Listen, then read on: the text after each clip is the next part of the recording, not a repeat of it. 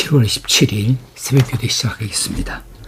오늘의 본문 말씀은 히브리서 8장 9절에서 13절까지 말씀입니다. 또 주께서 이르시기를 이 언약은 내가 그들의 열조의 손을 잡고 애굽 땅에서 인도하여 내던 날에 그들과 맺은 언약과 같지 아니하도다. 그들은 내 언약 안에 머물러 있지 아니하므로 내가 그들을 돌보지 아니하였노라. 또 주께서 이르시되 그날 후에 내가 이스라엘 집과 맺을 언약은 이것이니 내 법을 그들의 생각에 두고 그들의 마음에 이것을 기록하리라. 나는 그들에게 하나님이 되고 그들은 내게 백성이 되리라. 또 각각 자기 나라 사람과 각각 자기 형제를 가르쳐 이르기를 주를 알라 하지 아니할 것은 그들이 작은 자로부터 큰 자까지 다 나를 알미라. 내가 그들의 불의를 긍휼히 여기고 그들의 죄를 다시 기억하지 아니하리라 하셨느니라. 새 언약이라 말씀하셨음에 첫 것은 낡아지게 하신 것이니 낡아지고 쇠하는 것은 없어져 가는 것이니라. 아멘. 오늘 말씀은 어제 8절 마지막 부분 이스라엘 집과 유다 집과 더불어 새 언약을 맺으리라. 이 새 언약을 맺으리라에 이어서 나오는 말씀입니다. 그래서 9절 처음에 이 언약은 내가 그들의 열조의 손을 잡고 애굽 땅에서 인도하여 내던 날에 그들과 맺은 언약과 같지 아니하도다. 이 언약은 옛 언약, 새 언약이죠. 이 새 언약은 예전에 출애굽하고 나서 하나님께서 이스라엘 백성들과 맺었던 그 언약, 옛 언약과 같지 아니하다고 분명하게 말씀해 주십니다. 그 같지 아니한 것은 그 내용은 이제 10절에서 13절까지 말씀이 되어집니다. 옛 언약의 파기자는 바로 이스라엘입니다. 이스라엘 하나님께 불순종함으로 이 행위 언약에서 떨어져 나갔어요. 그러므로 하나님께서 19절 마지막에 그들은 내 언약 안에 머물러 있지 아니하므로 내가 그들을 돌보지 아니하였노라. 이 행위 언약에 따라서 그들이 거기 불순종함으로 지켜내지 못함으로 하나님께서 그들을 돌보지 아니하셨다고 분명히 말씀을 합니다. 그러나 하나님께서 그것으로 끝나는 것이 아니고 이제 돌이켜서 옛 언약보다도 더 좋은 언약을 주심으로 이스라엘을 향하신 하나님의 사랑을 다시 한번 나타내 보여주고 계십니다. 이 새 언약은 이제 옛 언약보다 훨씬 더 좋은 언약으로, 더 나은 언약으로 이스라엘 앞에 놓여지게 된 것이지요. 그래서 마지막 13절 말씀에 새 언약이라 말씀하셨음에 첫 것은 낡아지게 하신 것이니 이 첫 것은 옛 언약이죠.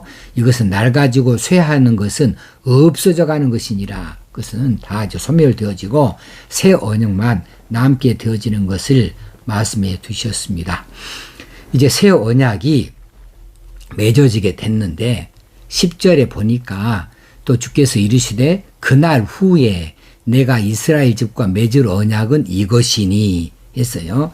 그날 후에는 무엇일까? 그날은 그리스도께서 이 땅에 오셔서 새 언약을 체결하는 바로 그 시점을 가리키고 있습니다. 그래서 이 시점에 따라서 내가 이스라엘 집과 맺을 언약이 이것이다. 그것이 적용되어질 것에 대해서 말씀해 주고 계십니다.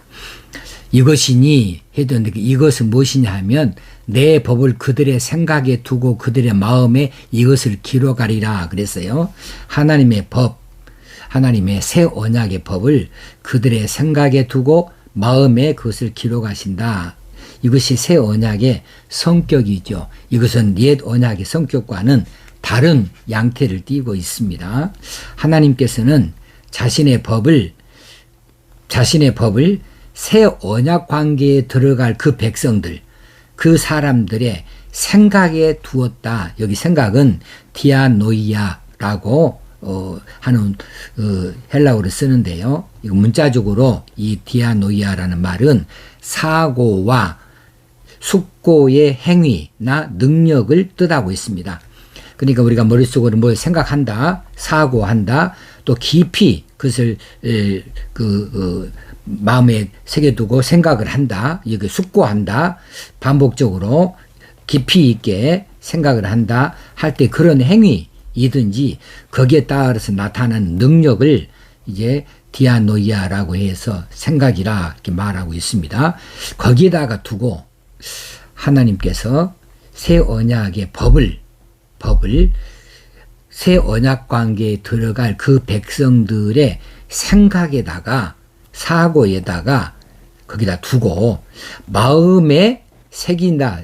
마음에 이것을 기록하리라 그랬어요. 이제 마음은 카르디아라고 하는데 이건 지정의를 모두 가리키는 것을 말합니다. 인간은 지정의를 가지고 있지요. 그래서 이 머릿속으로 생각하는 이 사고나 숙고를 넘어서서 이제 정적이고 의지적인 것을 다 함께 갖는 것을 말해요. 그 마음판에다가 기록하리라 그랬어요. 자, 옛 언약은 이스라엘 백성들에게 주어진 옛 언약의 이 율법이라고 하는 것은 하나님께서 모세를 시내산에 불러 들이시고 돌판에다가 친히 새겨주셨죠. 돌판에다 새겨주었습니다. 마음판에 새긴 것이 아니었어요. 율법은 하나님이 돌판에다가 친히 새겨주시었습니다. 그래서 돌비라고 하죠.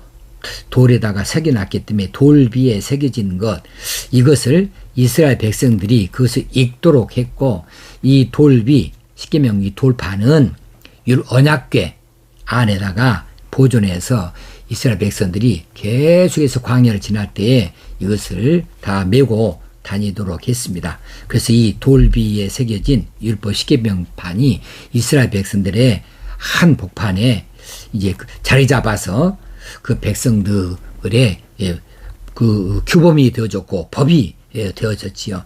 그래서 이스라엘 백성들은 이 돌비에 새겨진 것을 읽었어요. 그런데 새 언약은 돌에다 새긴 것이 아니라는 거죠. 이것은 사람의 마음에다 새긴 겁니다. 마음에다 새겼다, 마음에다 기록했다 그랬어요. 그래서 이것은 마음에 기록했기 때문에 돌비에 견주어서 심비라고 말하죠. 마음 심자 써가지고 마음의 비석, 마음에 새겼다 해서 하나님께서 새 언약 관계에 들어갈 이 백성들의 마음판에 그 하나님의 법을 기록하여 두시었다. 그래서 하나님께서는 이제 이스라엘이라고 하는 나라와의 관계에서는 율법이라고 하는 것을 또 십계명이라고 하는 것을 돌판에 새겨서 명령을 주었는데, 그리고 순종을 요청했는데, 이제는 그렇게 하지 아니하고 개인적으로 이제 관계하신단 말이에요. 개인적으로 한 사람 한 사람 개인적으로 하십니다. 그래서 예수 그리스도 십자가 사건 이후에 성령님께서 개인 한 사람 한 사람의 마음에 들어오셔서 예수가 그리스도인 것을 믿게 하신 것이지요. 개인적으로 이제 관계하시기 위해서 마음판에다 새기셨다. 그래서 이 말씀이 참 중요한 거죠. 내 법을 그들의 생각에 두고, 이 그들은 새 언약 관계에 들어갈 백성들이죠. 그들의 생각에 두고 그들의 마음에 이것을 기록하리라. 그 법을 기록하신다 그랬습니다. 개인적인 관계를 하나님께 설정을 하고 계시는 거죠. 그런데 그 내용들을 이 법들의 결과가 어떻게 만들어 놓느냐 하면 그 다음 구절에 나오는 것들이죠. 나는 그들에게 하나님이 되고 그들은 내게 백성이 되리라. 그 마음에 새겨진 이 하나님의 법, 그리고 그들의 생각에 따라서 나타나게 되어진 모든 현상들이, 그것으로 인하여서 이제 하나님께서 새 언약 관계에 불러들이신 그 백성들은 하나님의 백성이 되고 하나님은 그들의 하나님이 되어주신다라고 하는 사실입니다. 여기서 되고 되리라, 이 된다고 하는 것이 그냥 쉬운 단어같이 보여도 간단하게 쓰여진 그런 단어가 아니에요. 나는 그들의 하나님이 되고 할 때에 이 대고는 문법적으로 상당히 중요한 의미를 가지고 있어요. 에소마이라고 하는 단어를 썼는데 이것은 에이미, 이제 인칭을 말할 때 에이미의 직설법, 미래 1인칭 단수형입니다. 복잡하죠. 직설법은 놔두고라도 1인칭 단수형입니다. 직설법은 항상 미래하고 관련이 되어져 있어요. 미래 진행되어질 것, 우리가 지금까지 몇 번 살펴봤는데 에이미의 직설법 미래 1인칭 단수형이다.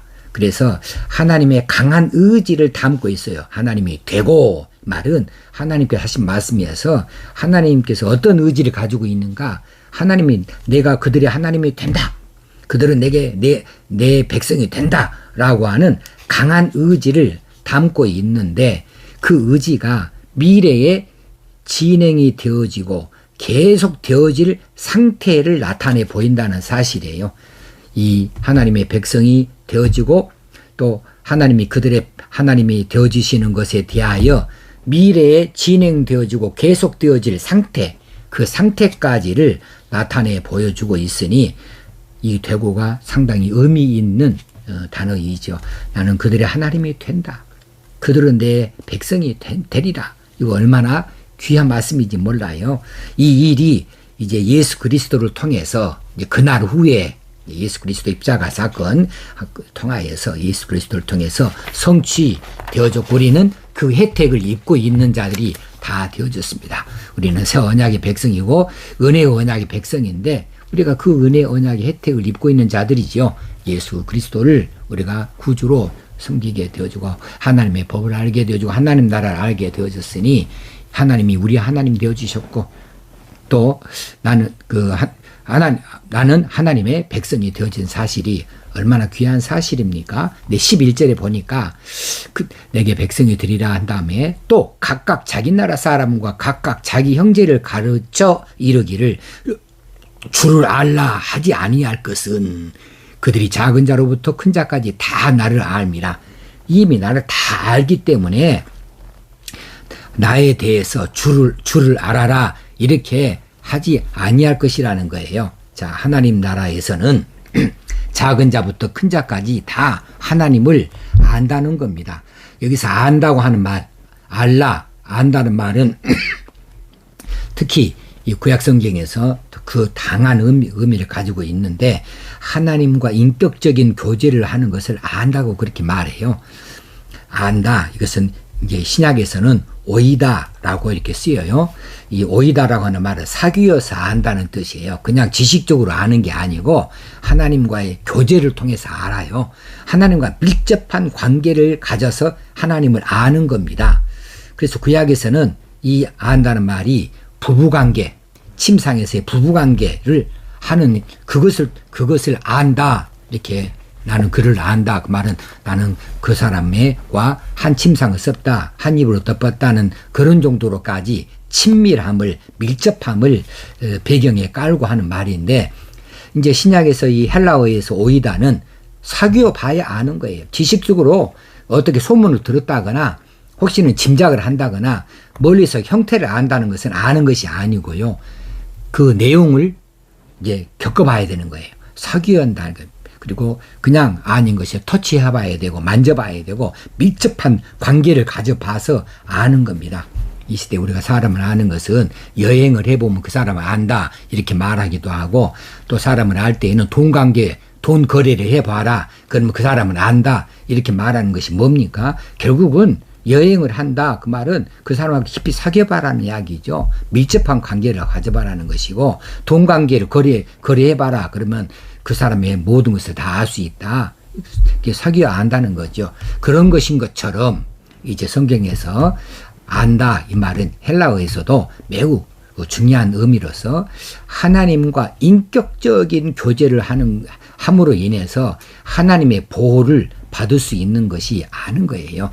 자, 이것이 이 새 언약의 백성들에게 있어서는 하나님과 개인적으로 사귐을 다 갖기 때문에 그분을 알도록 가르칠 필요가 전혀 없다는 거예요. 다 안다는, 다 개인적인 사귐을 다 갖는다는 거예요. 매일, 매 순간 하나님과 친밀한 그런 개인적인 사귐을 가지고 있는 존재들이기 때문에 그렇다는 거죠. 자, 12절에 가면 내가 그들의 불의를 긍휼히 여기고 그들의 죄를 다시 기억하지 아니하리라. 자, 새 언약 백성들에게서 발견되어지는 어떤 불의에 대해서, 죄에 대해서 하나님께서 어떻게 반응하시는가? 이전에 구약에서는 정죄죠. 정죄입니다. 이 법을 지켜라. 이 행위 언약 이것을 따라 지켜라. 지키지 못하면 벌을 받는 거예요. 지키면은 복을 받는 것이고, 그런데 이 새 언약에서는 새 언약 백성들에게서 발견되어지는 어떤 불의에 대해서 하나님께서 어떻게 하시냐 하면 정죄하는 대신에 사죄하여 주신다. 사죄할 때 그 전제 조건이 있죠. 뭐가 있냐 하면 로마서 8장 1절에 나오는 그 이야기들이죠. 고백이 있을 때예요. 고백이 있을 때 용서하여 주신다는 겁니다. 자, 그러면 여기서 또 한 가지 오해사항이 생길 수 있어요. 그러면 우리가 마음대로 죄를 지어도 괜찮겠네요? 우리가 마음대로 죄를 짓고 그냥 죄를 고백하고 용서를 구하면 다 깨끗해지네요? 그렇죠. 맞습니다. 결과적으로 맞는 이야기입니다. 그런데 그렇게까지 안 가는 거지요. 왜냐하면 새 언약 관계에 들어간 사람들은 하나님과 매일매일 순간순간 하나님과 친밀한 개인적인 사귐을 갖는다고 했잖아요. 이것이 새 언약 관계에 들어간 백성들이니까 그렇게 하나님과 친밀해요. 하나님과 개인적인 사귐이 있어요. 또 밀접한 관계를 유지해요.